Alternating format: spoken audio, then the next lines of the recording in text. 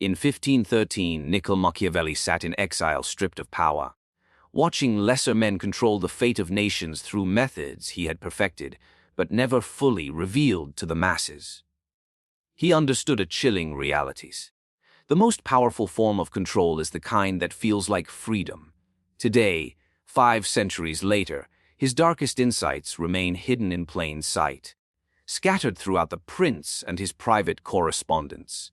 Psychological keys that unlock human behavior at its most fundamental level. But here's what most people miss. Machiavelli wasn't just teaching political strategy. He was revealing the architecture of human influence itself. Machiavelli once observed that human beings are rarely governed by logic. They are creatures of passion, moved by fear, pride, hope, and vanity. Logic may convince the mind, but emotion conquers the soul. If you can control how someone feels, you no longer need to argue with them.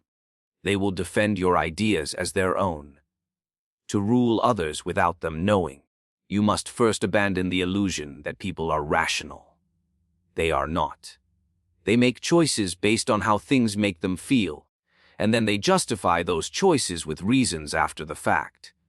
Machiavelli understood this centuries ago, and modern psychology continues to prove it. A ruler who tries to persuade through logic alone will always lose to one who masters emotion. So how do you do this? How do you command emotion without appearing manipulative? You must begin by studying the people around you. Not their words, but their reactions. When they speak, watch what makes their tone rise, what causes their eyes to brighten, or their voice to tremble. Every person has emotional pressure points, and once you identify them, you can guide them wherever you wish. When people feel unheard, they crave understanding more than truth. You can offer them that understanding. Use empathy not as a moral act, but as a strategic one.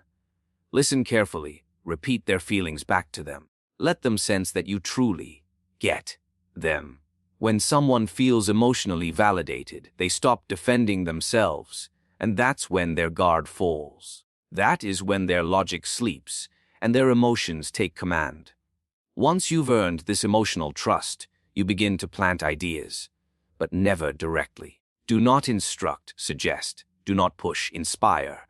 Use emotional resonance rather than argument. Instead of saying, "You should do this," say, "You deserve to feel this." That subtle shift replaces obligation with desire. People will move mountains when they believe it fulfills an emotion within them. Machiavelli would tell you that manipulation wrapped in kindness becomes invisible. If you make people feel good while you guide them, they will never notice the strings. A ruler who offers comfort can command loyalty without ever demanding it. When others see you as the one who brings calm to their chaos, they will come to you. Not because they have to, but because they want to. But remember, emotion is a double-edged sword. You must learn not only to use it, but to control your own. Never reveal your emotions too easily, for passion exposed is power surrendered. Maintain an air of calmness even in the heat of conflict. Let others rage. Let them panic. Let them drown in their feelings, while you remain the eye of the storm. Your composure will make them trust you more and envy you at the same time. Both reactions serve your control.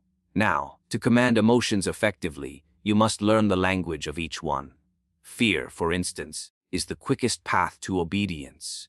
Create the perception that something valuable might be lost, status, approval, opportunity, and people will cling to your guidance for protection. Hope, on the other hand, is the key to loyalty. Give people something to believe in. Even if it's vague, even if it's distant, they will follow hope longer than they will follow logic. Flattery, when used subtly, binds the proud. Make people feel seen, and they will lower their defenses. But beware of overuse. Too much, and it becomes obvious. Too little, and it loses effect. The art lies in balance, a glance, a phrase, a small acknowledgement of their importance. It makes them feel powerful, while you quietly direct their actions. And then there is guilt, the silent chain that binds people to your will. Make others believe they owe you. not through open reminders, but through emotional reciprocity. Do them a favor when they least expect it, and act as if it cost you nothing. They will remember it more deeply than any demand. When the moment comes, they will follow your lead, not out of fear or duty, but because their heart insists they must. Machiavelli saw emotion as the most divine weapon a leader could wield, because it operates in the invisible realm of the mind. You cannot fight what you do not see. You cannot resist what feels like your own desire. When you speak to people's logic, you may convince them for a moment, but when you speak to their heart, you own them for a lifetime. Every ruler, every leader, every influencer who ever shaped the world has understood this. Even if they never read The Prince, they may not have called it Machiavellian, but they lived by it. Emotional control is not manipulation for its own sake. It is the architecture of influence. To move people without force, you must master the rhythm of their emotions until they dance willingly to your tune. Machiavelli understood one of the deepest truths of human nature. People resist control, but they crave ownership. If you command them directly, they will push back. But if they believe the choice was their own, they will defend it with passion. To control people without them knowing, you must become the invisible architect of their decisions, the silent hand that builds their beliefs, while they think they built them themselves. This is one of Machiavelli's most elegant manipulations, the illusion of autonomy. People despise being ordered, yet they love feeling wise, capable, and independent. So the goal is not to dominate them with authority, but to make them feel powerful while doing exactly what you want. The trick is subtlety. You must never be seen giving direction. You must appear as a companion, not a commander. Imagine you want someone to take a particular action. A fool would tell them outright, "Do this." A Machiavellian strategist would instead ask, "What do you think about this idea?" and then gently lead them with questions that shape their reasoning. By the end, they will say, "You're right, this was my decision," when in truth it was never theirs. The brilliance lies in using curiosity as a weapon, asking questions that corner the mind into reaching your intended conclusion. Machiavelli warned that when people are commanded, they obey with reluctance, but when they believe they chose freely, they obey with devotion. This is why rulers and manipulators throughout history mastered the art of suggestion. They never gave orders. They created environments where the choices available naturally led to the outcome they desired. It is not force. It is design. You must learn to set the stage for their decisions. Create circumstances that make your desired path seem like the obvious or natural one.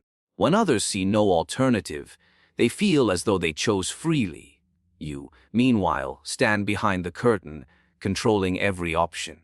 This is how the world's most skilled diplomats, merchants, and lovers move through life. They never push. They guide through gentle pressure and hidden direction. The secret lies in how you frame your influence. When you want someone to agree, do not argue. Agreement through argument creates resistance. Agreement through reflection creates belief. Say things like, "You're absolutely right," or "I see exactly what you mean," and then subtly redirect the conversation to your desired outcome. Their ego feels validated. Their defenses drop. You're not fighting their mind. You're merging with it. People also trust what they've said themselves more than what they've been told. So echo their words. When they voice a thought that aligns with your goal, emphasize it, nurture it, make it sound profound. They will feel intelligent, insightful, and convinced that their thinking is leading the conversation forward. All you did was water the seed they planted. Machiavelli would smile at such artistry. It's control disguised as empowerment. And remember, the illusion of free will is most powerful when wrapped in humility. If you appear to be the one learning from them, they will never suspect you are teaching them. Use phrases like, "I hadn't thought of it that way," or "You make a good point," to make them feel superior. Beneath that flattery, you are quietly moving them toward your conclusion. People will follow anyone who makes them feel wise. Machiavelli observed that people are more grateful to those who allow them to feel useful than to those who save them. So never claim credit for ideas, even when they are entirely yours. Instead, let others take ownership. Allow them to stand in the spotlight while you remain in the shadows. Their pride will bind them to you. They will become your allies, your defenders, even your mouthpieces, never realizing whose words they are truly speaking. This is the invisible hierarchy of control. The puppet believes he is the puppeteer. The servant believes he is the master. This is how rulers keep peace without soldiers, how leaders win loyalty without reward. It's how Machiavelli advised princes to govern cities and allies alike, by allowing others the appearance of independence while holding the true strings of decision. To master this, you must think several moves ahead. Anticipate not only what others want to do, but what they want to believe about themselves. A man wants to believe he is smart, decisive, and in control. So you give him those illusions, and he gives you his obedience. A woman wants to believe she is valued, trusted, and insightful. So you reflect those beliefs, and she becomes your ally without ever realizing your motives. This is not about deceit. It's about understanding the human hunger for agency. People want to feel like the author of their story. You simply write the chapters before they do. Every great manipulator, every subtle ruler, every smooth diplomat uses this technique. They never fight the ego, they feed it until it becomes an ally. They understand that forcing obedience wins temporary control, but granting the illusion of choice wins eternal influence. To control people without them knowing, you must stop acting like a commander and start thinking like an artist. Every word, every gesture, every question becomes a brushstroke. You are painting their perception, shaping their self-image, crafting their decisions in ways they never question. They walk the path you laid for them, proudly believing they paved it themselves. Machiavelli once said that a ruler should never reveal more than necessary. What you keep hidden shapes the world more than what you show. The power of withholding, of silence, of restraint, of selective revelation, is one of the most refined weapons of control. It is not through speaking that a person gains influence, but through knowing when not to. Every word you withhold multiplies in value. Every secret you protect builds an aura around you. In a world addicted to noise, silence becomes power. When others rush to explain themselves, to defend, to overshare, your restraint will strike them as mystery. And mystery breeds fascination. People will begin to imagine greatness, depth, and intelligence behind your quiet demeanor. They will invent reasons for your silence that serve their own desires. You no longer need to speak the truth. Others will create it for you. Machiavelli understood that human beings fear uncertainty. They crave clarity. And when they don't get it, they start constructing stories in their minds. If you control what they know, you control the stories they tell themselves. That is the essence of subtle domination. Not through commands, but through curiosity. The less they know, the more they need you. The less you reveal, the more they value your presence. Withholding information is not about secrecy for its own sake. It is about control of tempo. Think of power as a game of rhythm. If you reveal too much, you lose control of pace. If you speak too quickly, you give away your hand.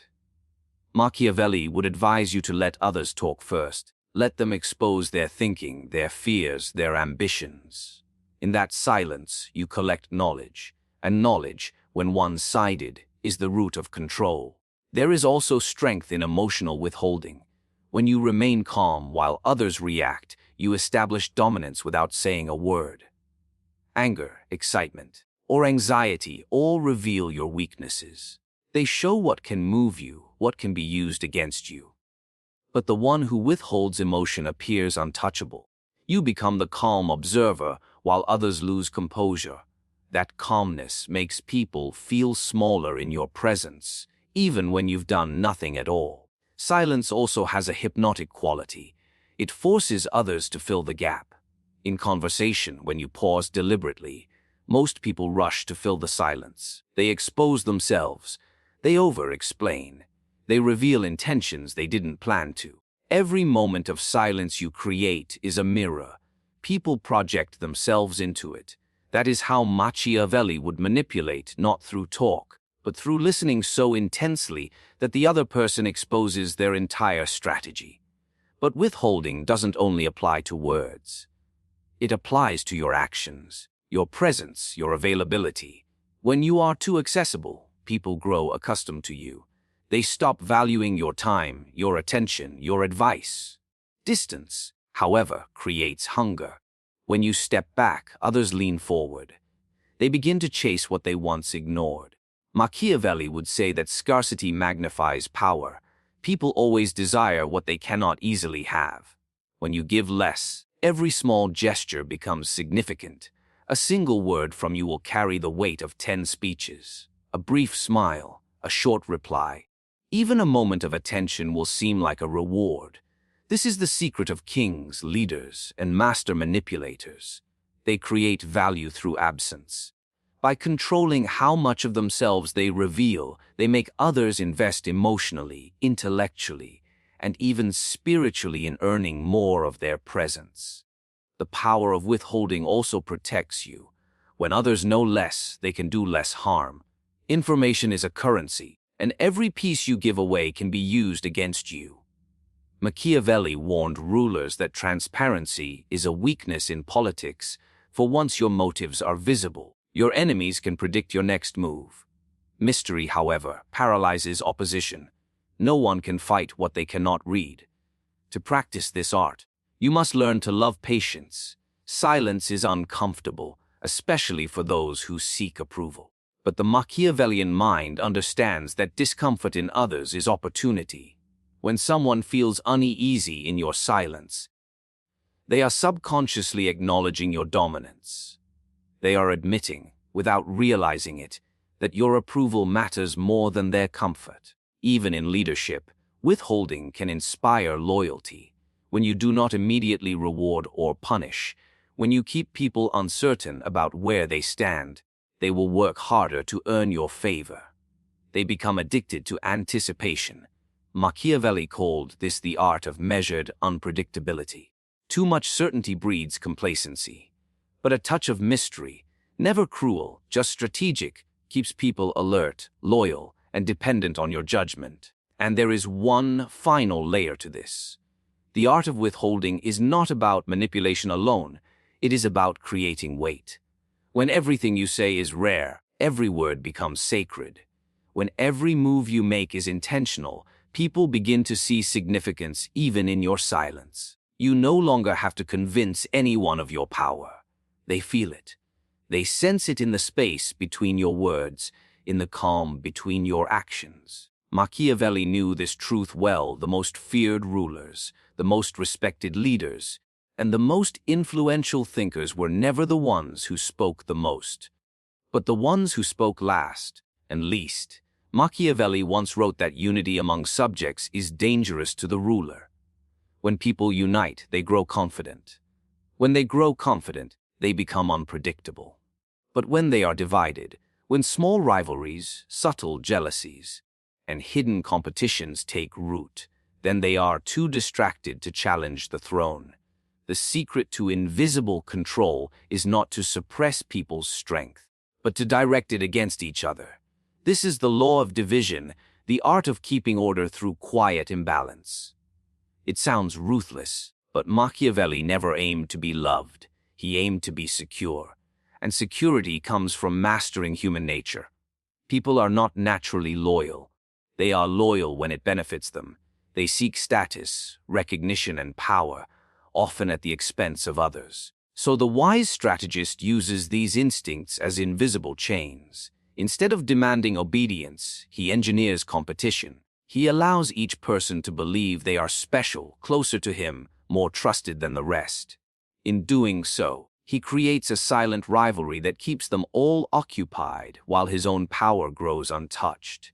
to divide people effectively. You must first understand their ambitions.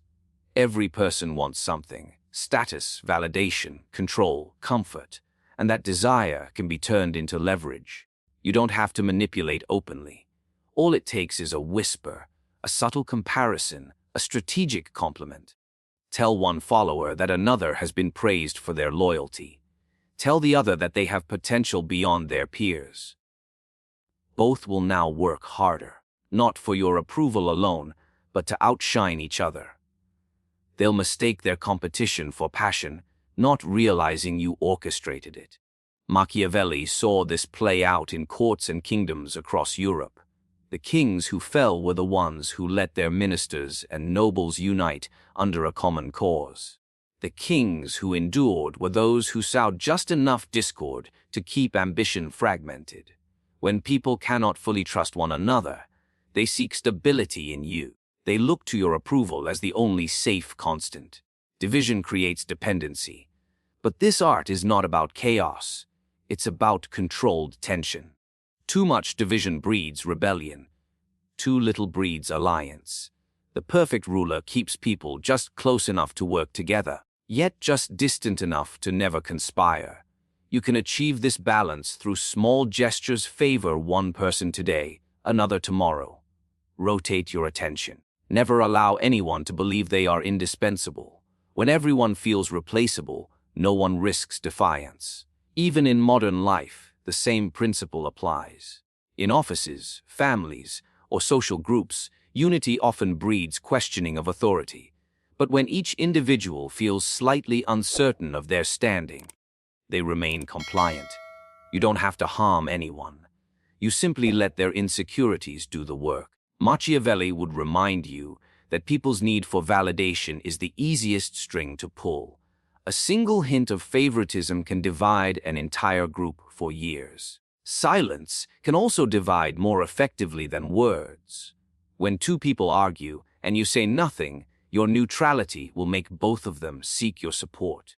They will each come closer to you, confiding, competing, trying to win your approval.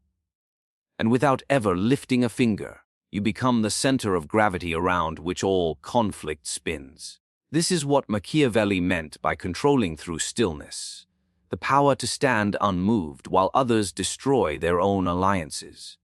But remember, this strategy requires emotional precision. You must appear fair, calm, and even benevolent. The division must never be traced back to you. If others sense manipulation, they will unite in resentment. Instead, act as if you are the peacemaker. Let them believe you're merely trying to help, that the tension is accidental, not engineered. The most effective ruler divides with a smile, not a sword. Over time, this subtle division becomes invisible. People start competing without understanding why. They measure their worth against one another, seeking your acknowledgement as proof of superiority. Their energy is spent not in resistance, but in rivalry, and as they strive to win favor, they reinforce your authority. You no longer have to demand loyalty. It grows naturally out of their struggle. Machiavelli believed that division, when managed wisely, is not cruelty. It is strategy, for human nature is inherently restless. People need conflict, even if it's small. By providing controlled friction, you keep them sharp, motivated, and dependent. You transform potential rebellion into productive rivalry. You turn threat into loyalty. And the greatest beauty of this method is that it operates silently. You don't need orders, rules, or punishment. All you need is influence. A look, a word, a slight variation of attention is enough to tilt the balance. The divided will police themselves. The ambitious will destroy your opposition for you. You will stand above it all, serene, unblamed, and in full command. Machiavelli knew that people do not follow those who are right. They follow those who reflect their own wants. Control does not come from force, it comes from resemblance. To lead someone, you must first become their mirror. When they see themselves in you, their values, their fears, their ambitions, they stop resisting. They begin to trust, not because you are trustworthy, but because you feel familiar. This is the power of mirroring desires. one of the most elegant forms of invisible influence. Human beings are drawn to their reflection. We like those who validate our identity, who confirm that what we believe is good, that what we want is justified. Machiavelli understood this instinct centuries before psychology gave it a name. If you wish to control others, you must not oppose their nature, you must echo it. When you reflect someone's desires, you become their ally, even as you guide them toward your purpose. The strategy begins with observation. Listen not to what people claim they want, but to what their emotions betray. Most people disguise their true desires under the language of morality or reason. A man may say he values fairness, but what he truly seeks is recognition. A woman may speak of peace, but what she really craves is significance. To mirror someone's desires, you must uncover what they truly worship beneath the surface, the image they have of themselves. Once you understand this, you begin to shape your words and behavior to align with their image. If they see themselves as brave, let your language make them feel courageous. If they see themselves as wise, let your tone suggest respect. Do not contradict their self-view, reinforce it. The more they feel understood by you, the more they bond with you. And in that bond lies obedience disguised as friendship. Machiavelli saw that rulers who reflected their subjects' passions ruled effortlessly. When people saw their dreams embodied in a leader, they followed blindly. The ruler didn't need to convince them. His existence validated their desires. This works not just for princes, but for anyone who seeks to influence a mentor, a negotiator, a lover, a friend. The same law applies. People are led by those who make them feel seen. To mirror effectively, you must practice the art of subtle imitation. Match the tone, rhythm, and energy of the person before you, not to mock them, but to create harmony. When two people mirror each other unconsciously, their minds synchronize. Trust is born without reason. This is not flattery, it's calibration. You adjust yourself to their wavelength until they feel that you belong in their world. Then you guide them gently toward your intention. But mirroring is not just mimicry, it's emotional reflection. You must become what the other person needs in that moment. To the proud, be admiring. To the insecure, be reassuring. To the lost, be decisive. You adapt like water, taking the shape of the container while maintaining your essence. Machiavelli would call this the art of the chameleon, not of deceit, but of adaptability. Those who master this can enter any circle, influence any mind, and never seem out of place. You must also understand that people fall in love not with truth, but with reflection. When they look at you and see their own values, their own beauty, their own importance mirrored back, they will open themselves completely. They will mistake this reflection for connection, this validation for loyalty, and once they've emotionally invested in you, your influence deepens beyond logic or argument. You become a part of their identity. Even disagreement can serve this purpose. When you oppose them, do it strategically, never in a way that challenges their self-image. Disagree only to make them feel heard, to strengthen your credibility. Say, "I understand why you see it that way," or "You have a point," before redirecting the conversation. This maintains the illusion of equality while keeping you in control. You are not fighting them. You're guiding their direction while letting them believe they're steering. Machiavelli understood that influence thrives not on dominance but on alignment. When you mirror others' desires, you create an emotional echo chamber where everything they believe is reflected through you. And because they feel comfortable, they will never question your motives. They will confide in you, depend on you, and even defend you. Your power grows in their admiration. While your true intent remains unseen, mirroring desires is also a shield. It prevents envy and resistance because people rarely envy what feels like a reflection of themselves. When you mirror someone's dreams, they see you as part of their success, not competition. They will share their secrets, their vulnerabilities, and their ambitions, all while believing you are their greatest ally. Yet, all the while, you are quietly shaping their path, guiding their choices, and controlling their perception. To master this strategy, you must detach your ego. You cannot mirror if you crave to be seen for who you are. You must become fluid, adaptable, capable of dissolving into others' worlds. Machiavelli knew that true power requires transformation. The ruler must be lion and fox, steel and silk, mirror and shadow. When you mirror desires perfectly, no one feels controlled, because every move they make feels like their own. The most refined form of control is not achieved through chains, commands, or visible manipulation. It is achieved when the other person depends on you without realizing it. This is the final layer of Machiavelli's dark strategy. To make others need your presence, your approval, your judgment, yet never see the invisible strings that bind them. Niccolò Machiavelli once wrote that the wise ruler does not enslave his subjects through fear alone, he binds them through necessity. When people depend on you, they protect your power as if it were their own. They cling to you because in their mind, your downfall equals their downfall. This is not loyalty, it is dependency disguised as affection.